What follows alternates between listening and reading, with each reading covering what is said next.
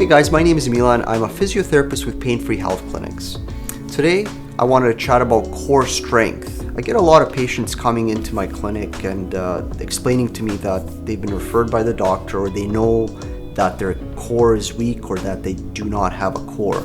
So I just wanted to kind of dispel that myth and educate patients about core strength versus core engagement. As long as you're able to engage your core, you have the strength. I work in retirement homes, I work with patients with neurological issues, and I see when a patient does not have a core. It's quite obvious they're not able to sit, they need support, they need a tilt wheelchair because they're not able to engage their core. Whereas most people in the clinic, when they come in, they have core engagement, but just need to know how to use it and how to engage that core. Core engagement is very, very important for the lumbar spine, for the low back, for the mid back, your rib cage, as well as your neck.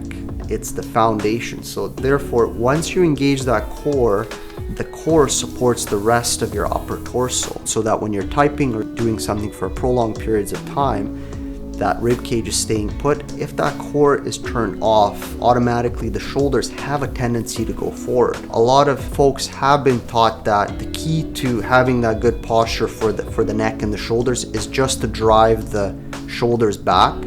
But one of the key things is that having that core engaged is half the battle, because once you have that core engaged, the rib cage does not go forward. It stays nice and high. You don't necessarily need to drive the shoulders too far back in order to have that good optimal posture, but rather the rib cage position is going to position the shoulders, and you just have to get a nice and gentle retraction. And same thing with the neck.